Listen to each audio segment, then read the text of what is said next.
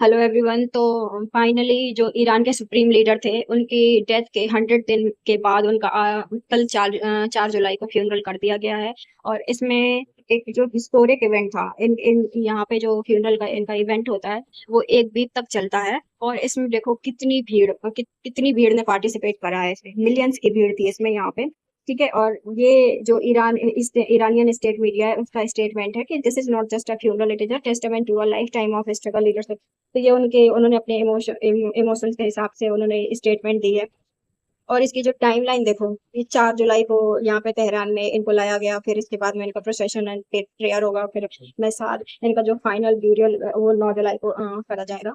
और इसमें जो कौन कौन से लीडर्स ने अटेंड करा है, तो इसमें देखो पूरी दुनिया में कम से कम 100+ कंट्रीज हैं जिन्होंने अपने डेलीगेशन भेजे हैं यहाँ पे, including Russia, China, Pakistan, India and Turkey. इसमें देखो जो चाइना और रसिया, इसमें पहले लग रहा था कि ये जो पुतिन है और सी जिनपिंग है वो अटेंड करेंगे, बट उन्होंने अटेंड नहीं करा यहाँ पे फ्यूनरल। और इंडिया में पीएम मोदी के लिए भी इनवाइट आया था, बट पीएम मोदी ने अटेंड नहीं करा। पीएम मोदी के अटेंड करने का एक रीजन तो ये था कि उनका हेक्टिक शेड्यूल है, उनको अभी और भी कंट्रीज के विजिट पे जाना है। और दूसरा ये है कि अभी ये जो वॉर है ये परमानेंटली नहीं रुकी है, राइट। अभी इसमें ये वॉर फिर से भी शुरू हो सकती है, तो इस वजह से भी इंडिया वेट एंड वॉच की स्थिति में है कि अभी आगे क्या होने वाला है। यहाँ पे जो रसिया ने जो डेलीगेशन भेजा है इसमें दिमित्री जो नदेव हैं, ये बहुत इंपॉर्टेंट है, ये बहुत इंपॉर्टेंट पर्सन है। ये जो रसिया है उसके राष्ट्रपति भी रह चुके हैं। जब पुतिन को हटना पड़ा था तो उस टाइम पे ये पीएम बने थे वहां पे, ठीक है। और ये जो चाइना के भी सीनियर डेलीगेशन ने वहाँ पे सीनियर ऑफिशियल्स ने उसको अटेंड करा है। एक्सेप्ट पाकिस्तान के जो पीएम है शहबाज शरीफ, उन्होंने फ्यूनरल को अटेंड करा है। इंडिया की तरफ से भी हमारा जो डेलीगेशन गया है, और जो महबूबा मुफ्ती हैं जो कश्मीर की लीडर हैं, उन्होंने भी अपनी पर्सनल कैपेसिटी में फ्यूनरल को अटेंड करा है।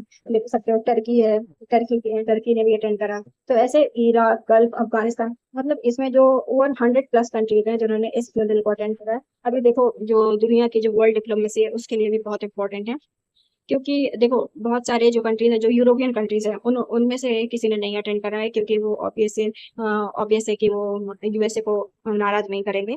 लेकिन बाकी सारे आप देख सकते हो सारी कंट्रीज ने इसको अटेंड करा है। और ये मैसेज भी है जो ईरानियन स्टेट मीडिया ने लिखा है कि Iran is sending a strong message that the Islamic Republic remains solid and will continue its path.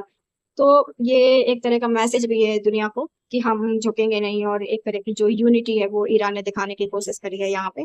तो और इनका जो इनके ये सुप्रीम लीडर हैं अली खामेनेई, ये इन्होंने सोचो इनका कितने 4 डिकेट्स तक इन्होंने ईरान में रूल करा है, 1989 से 2026 तक। ठीक है। तो ये एक बहुत बड़े लीडर थे वहाँ पे, तो इसलिए भी वहाँ पे इतने बड़े इतनी सारी कंट्रीज का वहाँ पे जाना बनता था। तो ये जो था ये उनका मैंने पूरा इवेंट था जो दुनिया के पर्सपेक्टिव से बहुत इंपॉर्टेंट है। लेकिन अगर बात करें वॉर की, तो वॉर अभी हो सकता है कि जो ट्रम्प है उन्होंने भी बोला है कि हमने सिर्फ अभी ये जो फ्यूनरल है इसके लिए हम लोगों ने वॉर को रोक के रखा है, और वॉर कभी भी फिर से शुरू हो सकती है। तो अभी ऐसा कुछ नहीं है कि जो परमानेंट पीस है वो स्टैब्लिश हो गई है। वॉर के शुरू होने के चांसेस भी अभी भी पूरे पूरे हैं। तो देखते हैं आगे क्या होता है। लेकिन फिलहाल तो यहाँ पे जो भीड़ है, जो यहाँ के जो लीडर्स हैं, उन्होंने उनको भी हम लोगों को देखना चाहिए कि किस तरह की यहाँ पे भीड़, किस तरह के लोगों के इमोशंस हैं जो यहाँ पे निकल कर आए। Okay, so thank